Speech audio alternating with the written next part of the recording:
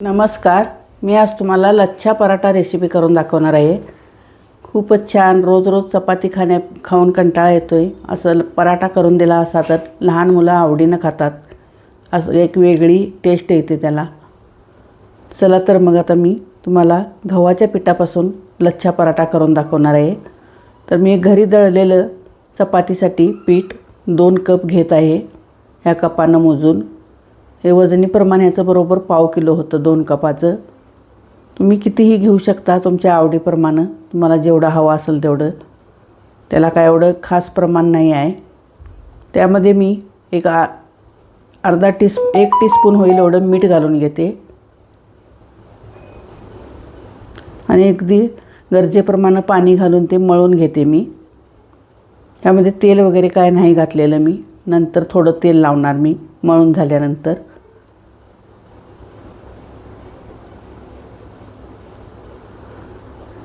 अशा पद्धतीने मळून घ्यायचं. थोडंसं त्याला मी तेल लावून घेते आणि एक 10-15 मिनटासाठी झाकून ठेवते. थोडं 10-15 मिनटं ठेवल्यामुळे ते मऊसूत चांगलं भिजतं. हे 15 मिनटं ठेवून घेतलेलं आहे बघा. आणि बघू शकता तुम्ही टेक्स्चर कसं आलं आहे त्याला. अगदी मऊसूत झालेलं आहे पीठ. तर मी आता त्याचे गोळे करून घेते. पराठा म्हटलं की थोडासा जाडसर येतो. त्याच्यामुळे थोडासा गोळा, अगदी थोडासा चपातीपेक्षा मोठा करायचा गोळा. तर ह्या पाव किलो पिठाचं बरोबर 4 गोळे करून घेणार आहे मी. त्यातलाच आता एक गोळा मी लाटून दाखवते तुम्हाला सुरुवातीला. त्याची पोळी लाटून घेते मी. गव्हाचं पीठ लावून लाटून घ्यायचं पोळीच्या आकारा एवढं.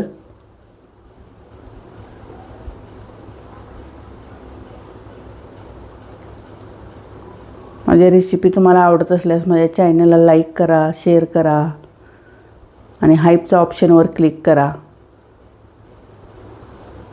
सबस्क्राईब करून ठेवा. नवीन नवीन व्हिडिओ माझे दिसतील तुम्हाला.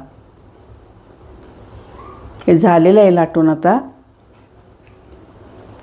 ह्याला आता मी ब्रशनं सगळीकडं तेल लावून घेते. जास्त प्रमाणात नाही लावायचं, पण सगळीकडे व्यवस्थित लागलं पाहिजेत. पूर्ण कडेपर्यंत तेल लावून घ्यायचं चांगलं याला. आणि ह्याच्या उलट सुलट अशा घड्या घालत जायच्या ह्या पद्धतीनं. फक्त उचलायचं आणि परत पाठीमागं घ्यायचं.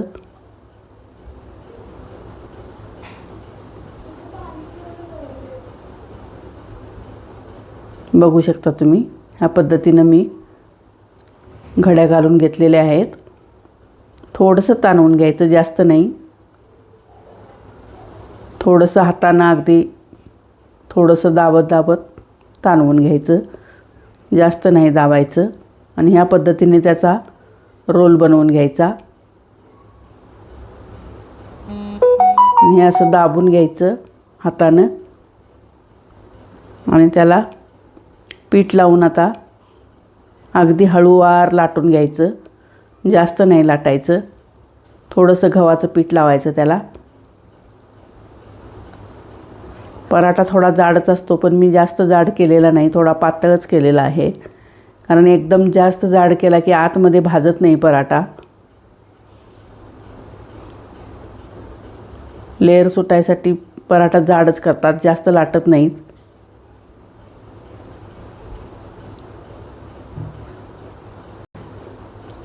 हळूवार लाटणं फिरवायचं, त्याचे लेअर मोडायचे नाहीत. झालेलं आहे आता लाटून.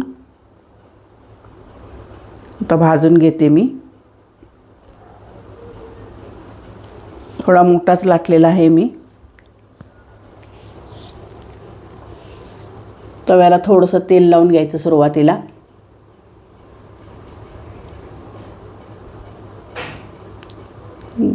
तवा तापल्यानंतर गॅस थोडासा मिडियम करायचा. एकदम कडक तव्यावर घालायचं नाही ते पराठा.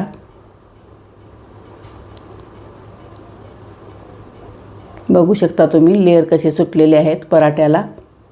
तव्यामध्ये दिसतात बघा. तर हा झालेला आहे बघा भाजून आता. ह्याच पद्धतीने मी आणखी एक लाटून घेत आहे.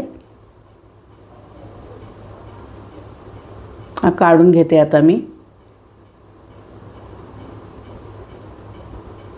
लाटून भाजून दाखवते दुसरा पण.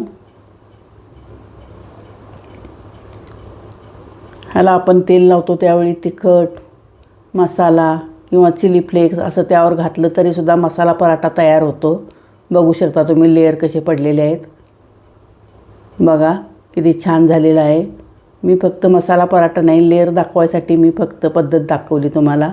नंतर यामध्ये चिली फ्लेक्स मसाले घालूनसुद्धा लच्छा पराठा बनवला जातो. किती छान झालेला आहे बघा. लेयर कसे सुटलेले आहेत. आणखी एक पद्धत दाखवते मी तुम्हाला दुसरी.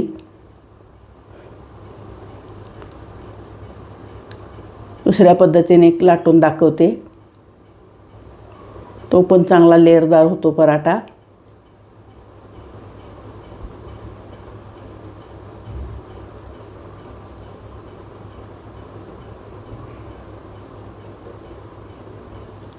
झालेला आहे आता लाटून. थोडीशी चपाती एवढीच लाटून घ्यायची पोळी. आणि आता त्याला जसं तेल लावलं तसंच ह्याला पण लावून घ्यायचं.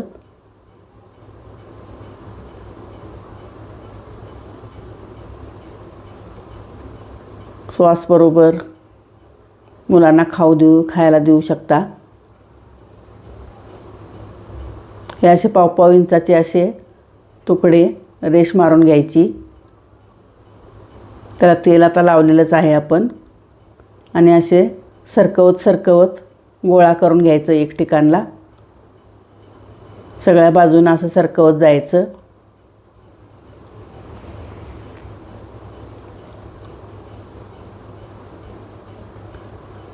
लगेचच होतं, जास्त वेळ नाही लागत ह्याला. थोडंसं ताणवून घ्यायचं कारण गव्हाचं पीठ असल्यामुळे तुटण्याची शक्यता असते. ह्या पद्धतीनं पुन्हा त्याचा रोल बनवून घ्यायचा.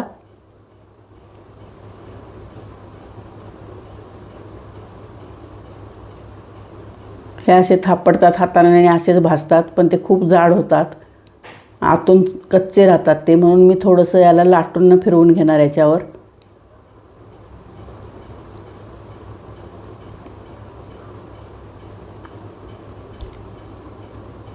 एकदम पातळ नाही करायचं, पण थोडंसं जाडसर ठेवायचं आणि एकदम जाड पण नाही करायचं जास्त. झालेलं आहे आता हे. आपण भाजून दाखवते बघा तुम्हाला.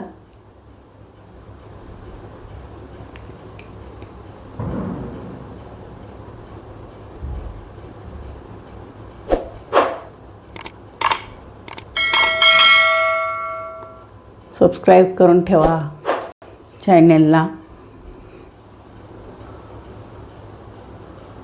बघू शकता हा पण खूप छान झालेला आहे. अगदी करपूस भाजलेला आहे.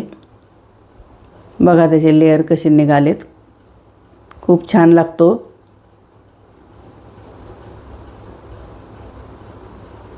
ह्या दोन्ही पद्धती मी तुम्हाला दाखवलेल्या आहेत. कोणत्याही पद्धतीने तुम्ही करू शकता.